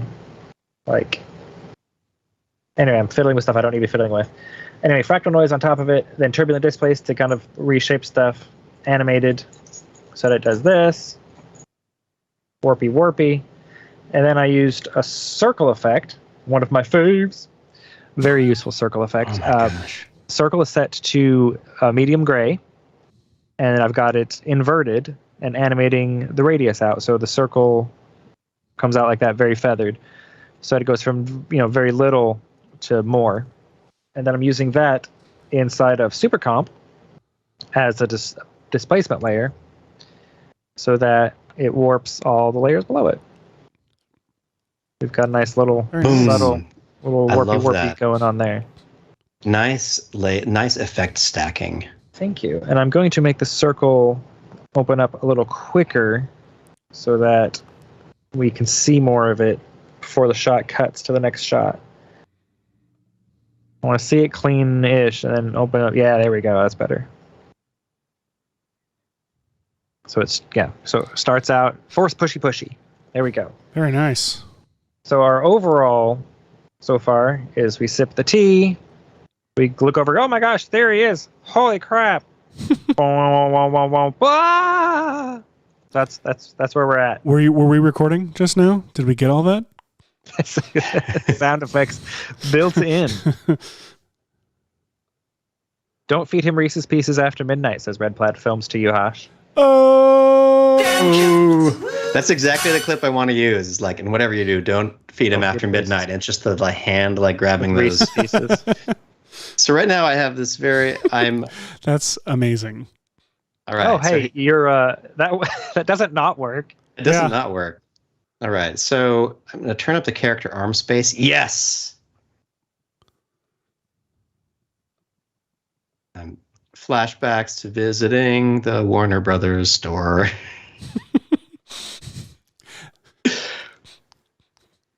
That's what you saw at the Warner Brothers store? You'll have a Warner Brothers store in Branson, Missouri. Colin's asking where y'all learned your... Where we all learned our After Effects. Michael, are you okay? You okay over there, pal? Colin's asking where we all learned our After Effects skills, and is because they say they've been using After Effects for years, but they always forget how to do things. And here's the thing, Colin. So do we. Like, I will have made a tutorial, and then later on, I'm like, how do I do that? And I have to go back and look at my own tutorial. So It's not just you. Your brain can only hold so much stuff, and there is so much stuff in After Effects that you will have to look stuff up all the time. I learned initially from VHS tapes of Brian Maffitt's Total Training. All hail Brian Maffitt. That's how I got my base knowledge of After Effects. It's important. Like a lot of folks, when they're first starting out learning After Effects, they just want to jump in and make something cool, which is fine, but you won't actually learn how to use it. You have to learn the basic, quote unquote, boring building blocks of how After Effects works, how the program thinks, so that you know how to build your own effects out of it instead of just knowing how to follow tutorials. So I went through Brian Maffitt's Total Training way back in the day on VHS tapes, and it gave me a good base for how After Effects works, how video works on an underlying level, and that gets you a good foundation to build from. So you just need the little extra bits and bobs down the road. What about you, Seth? How'd you learn After Effects? I learned it. I learned a lot of it I learned watching from Andrew Kramer, watching Video Copilot tutorials, and it was really out of, so I've always, I'm a director first and foremost, and everything else I do is by necessity so that I can direct things. Writing is so that I can have something to direct. Any knowledge I have of visual effects is because I wanted to do something really cool in something I was making. And I looked for any tutorial that would give me anything, anything to be able to start from, anywhere to start from and learn and kind of do. And so it was a combination of Andrew Kramer tutorials along with, anything on YouTube I could find back in 2009, when I really kind of taught myself. And then in 2010, I learned enough about particular to make a smoke monster, and then I got a job at Red Giant because from that, essentially, in Plot Device. And so I've actually been learning how to do visual effects since then, I think, just every day since then over time. And then you work with Hashi, you pretty much learn from every damn thing he does. Yeah, that's working with people who are, in this industry, the best thing about After Effects is, like Michael said, if you learn it from the ground up, it is such a workhorse kind of program where it has all the little components and make other stuff. And what is it? What is our phrase about After Effects? It was built to do things it wasn't built to do. Yeah, After Effects is made so that you can make it do whatever. You can do stuff in it you're not supposed to do. Oh my gosh, these are terrifying. They really are. This is the zombie pack. Oh, this is the reach down and eat a jugular. Oh, kind of things. The short legs make for some difficult crawling actions, but that's kind of scary, right? Yes. You don't need confirmation. I wouldn't want this running around my house. And also, E.T. is probably between 2.5 feet to 3.5 feet tall with his neck. So I'm making hand gestures outside of the camera, but so am I always. So these guys should be 6 feet and then they extend their neck up to be 8 feet tall. That sounds about right. Yeah. I dodged talking about. Oh. Sorry. What have you got? Oh my gosh. I've got the theme. Sorry. Seth has got something. I forget that all of my sound goes into that. God, this show was so freaking great. The original Batman? From the 1960s. Yes. It's just one of my favorite things in the whole world. I can't remember if it's a Patrick Williams video that talks about camp and how brilliant an example of how deliberately this show had to be made to be what it is. Yes, it's not by accident that it is this fun. And I'm sorry. Tell me this song isn't on par with Mission Impossible. Listen to that for the whole freaking show. I'm doing audio editing in After Effects, which is something I tell all my students only idiots do.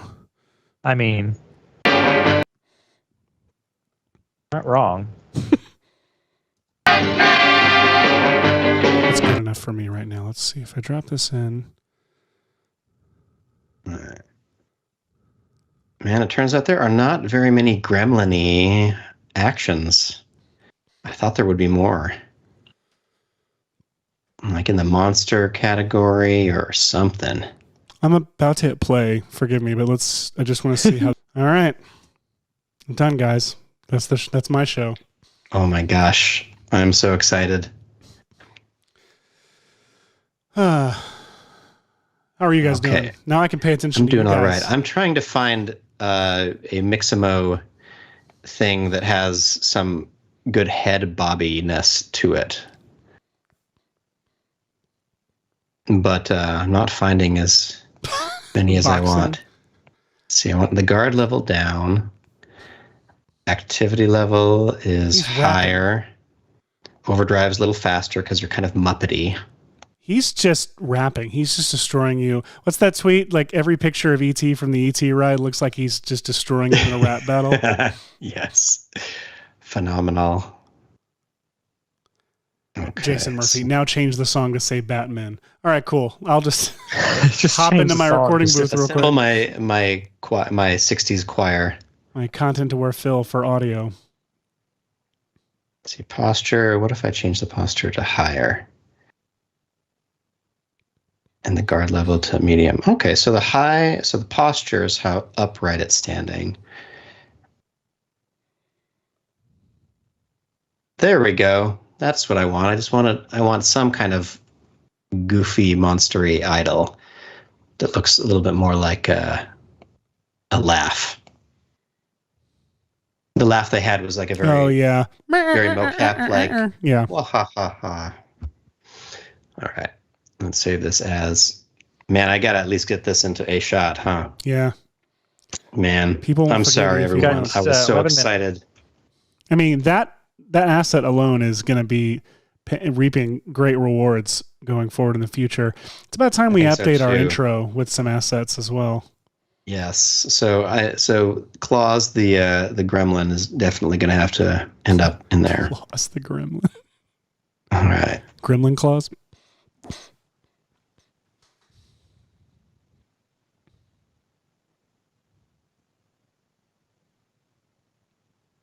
All right, I'm going to do some quick editing here. I'm going to get real boring for a second. Go for it. I'm just going to try to add some Batman to this. Batman. Even Robin. And I'm already excited by this. I am working on making my battle scene. Like the actual spot for them to do their fight. Let me come over to you, Michael. Hey, it's Michael.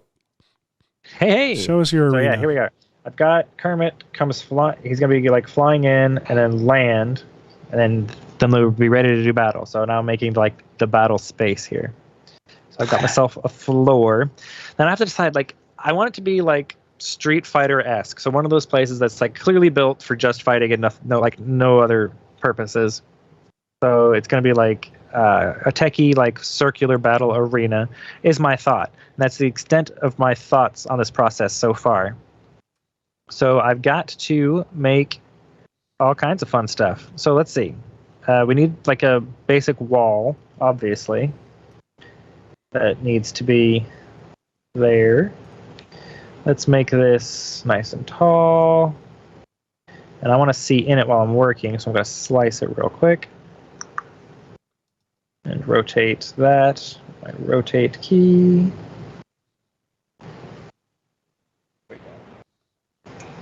See that? Let me think about this for a second. How do I want this to look? Actually, let me unslice that. Let's just go deep inside here. Ooh, I wish I had my space mouse. There we go. My space mouse is back home in Kentucky, and I miss it. Space mouse! It's so good. Listen. if you work in 3D in ZBrush or Cinema 4D, the Space Mouse is great. It gives you the ability, just using your hand, to twist, turn, up, down, left, right, every direction you might want to move around. It's so much easier to navigate a 3D scene with a Space Mouse. I love my Space Mouse in Cinema 4D. I use it all the time, and I know ZBrush folks love it for sculpting, because if you're wanting to sculpt on something, it's so much easier to like just turn your sculpture when you're doing stuff. So you can have your hand on your pen, the other hand on your Space Mouse, turn it, sculpt, turn, sculpt, turn, sculpt. It's great. Love my Space Mouse. Got one hand on my Space Mouse.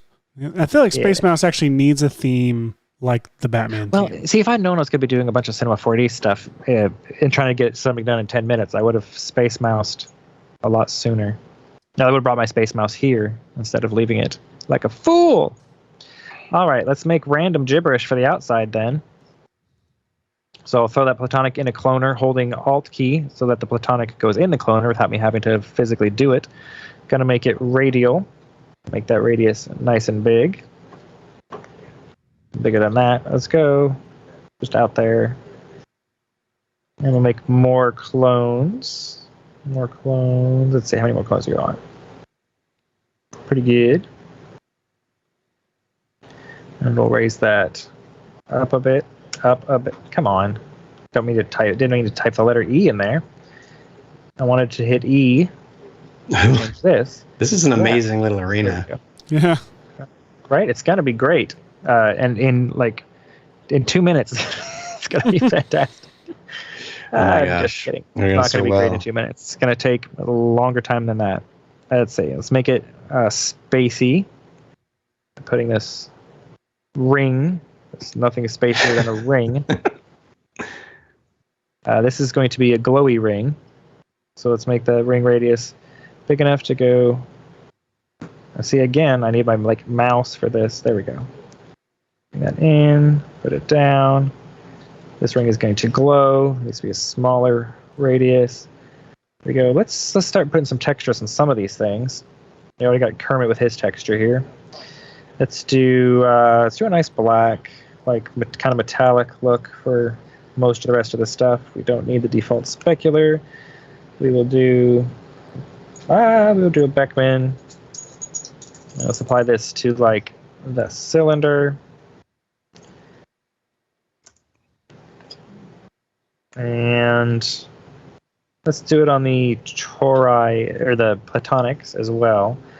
And since it's going to be annoying like this, let's do, because it's doing a default HRI, which we don't want to have. We want to have a decent HRI, HDRI. That looks a little spacier. So I'll search in the asset browser here. Asset browser. Asset browser. I mean, I've got a bunch on a hard drive I probably should be looking at, but I'm just doing this real quick just so I have something. I want the Mario Bowser from Mario to have an asset browser. Asset browser? Yes. Asset Bowser. Asset Bowser. Anyway, we'll put this on a sky object so that it will use that as the default reflection. So see now it looks spacier without me having to do anything. And we'll do that. We'll call this one rough, just rough metal for now. And speaking of rough, let's roughen it up somewhat more than that, just maybe a little bit. And we need some Fresnel for better realism. Conductor, because it's metallic. And let's do a preset of iron. Well, why not? There.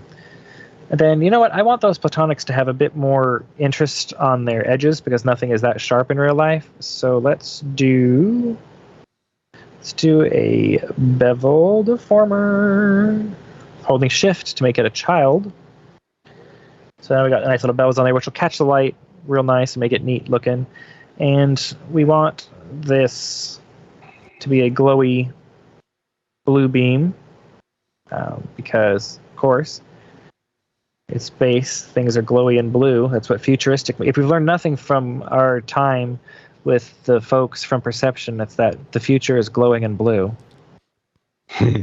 Don't anybody tell them I said that.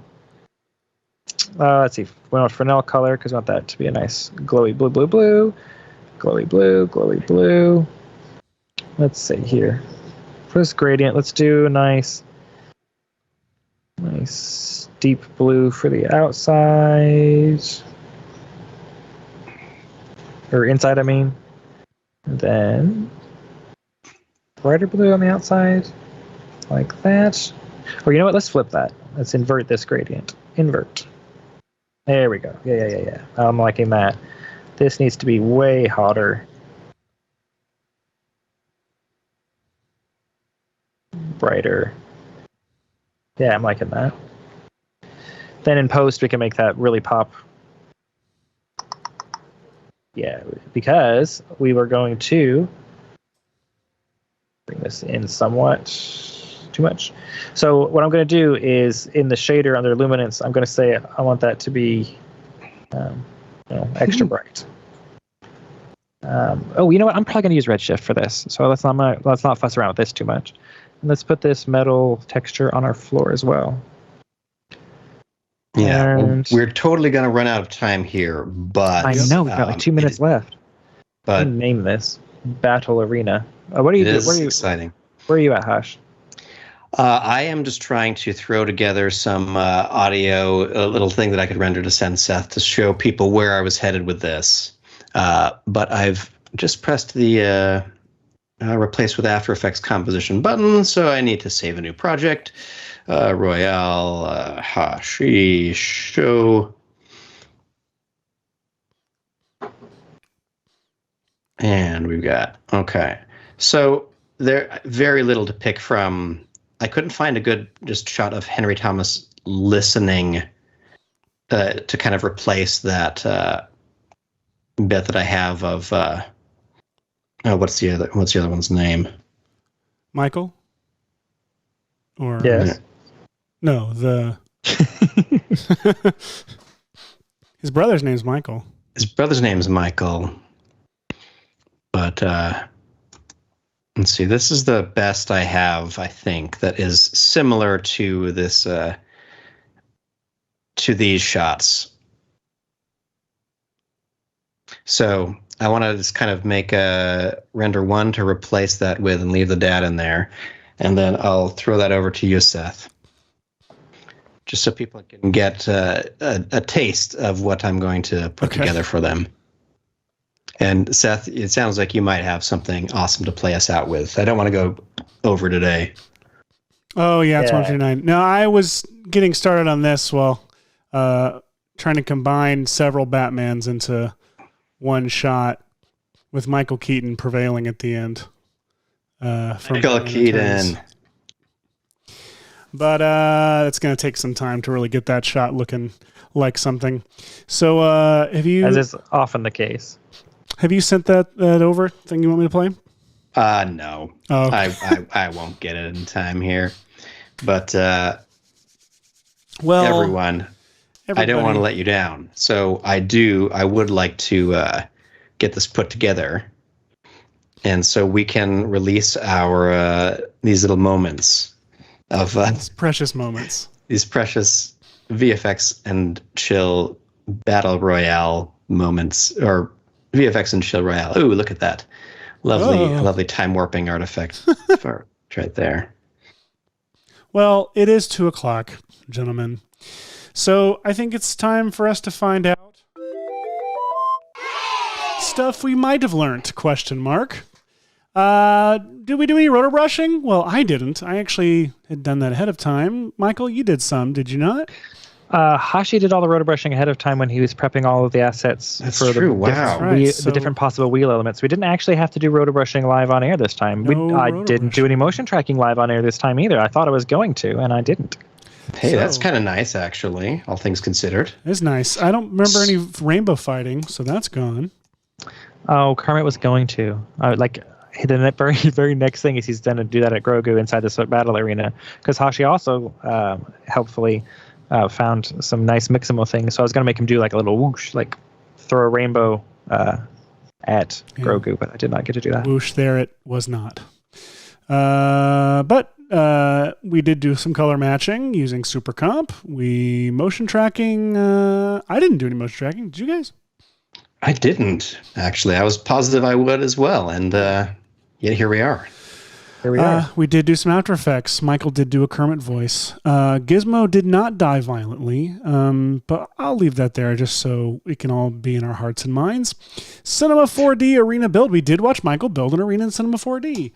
And partly. Hashi did build an abomination in Cinema 4D. I did. What other things did we do? I mean, is that kind of essentially what we did? I feel like that's essentially what we did. I think we're on our way to some cool stuff that we could do, and it's not quite there yet. So, this was a large thing to tackle. So, maybe get your suggestions in right now for what you'd like to see in the next VFX and Chill, and maybe we'll do a little bit more groundwork ahead of time. Maybe so. Maybe so. Learned about Star Wars music genres. And that's all for our show this week. Thank you, everybody, for coming and being here and listening and watching and learning and loving. Any last words, you guys? Nothing? All right.